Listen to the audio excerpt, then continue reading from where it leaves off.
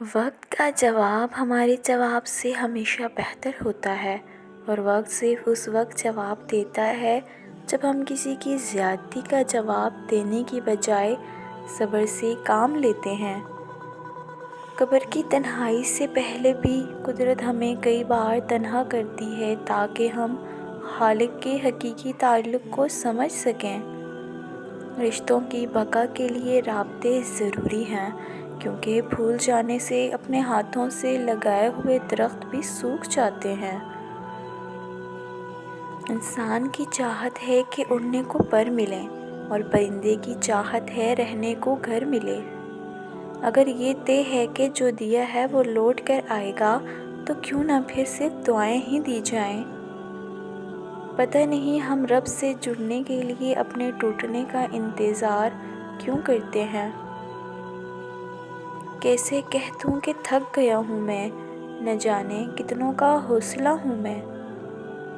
تباہی اور بربادی ہے ایسے تمام لوگوں کے لیے جو انسانوں کو طعنے دیتے رہتے ہیں اور ان کے غائبوں کی تلاش میں لگے رہتے ہیں۔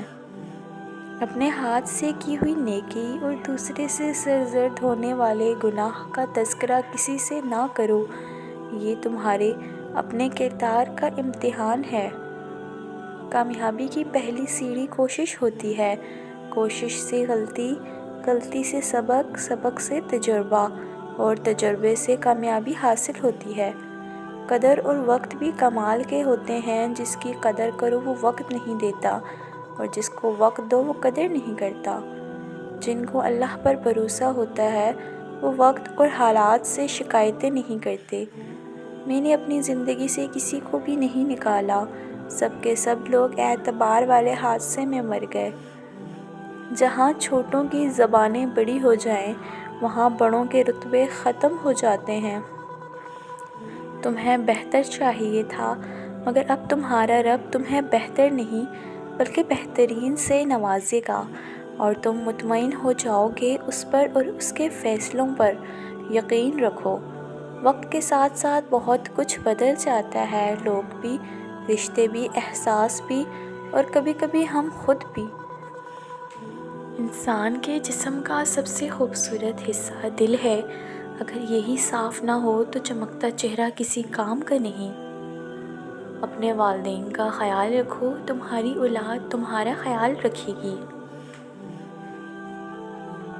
جمائی شیطان کی طرف سے ہے، بس جب کسی کو جمائی آئے تو جہاں تک ہو سکے اسے روکے، کیونکہ جب کوئی جمائی لیتے ہوئے ہا ہا کرتا ہے تو شیطان اس پر ہنستا ہے۔ پتہ ہے محبت کیا ہے؟ سارا دن وہ ہمارے گناہ دیکھتا رہتا ہے، اور صبح اپنے ہی فرشتوں کے ہاتھوں ہمارا رزق بھیجتا ہے۔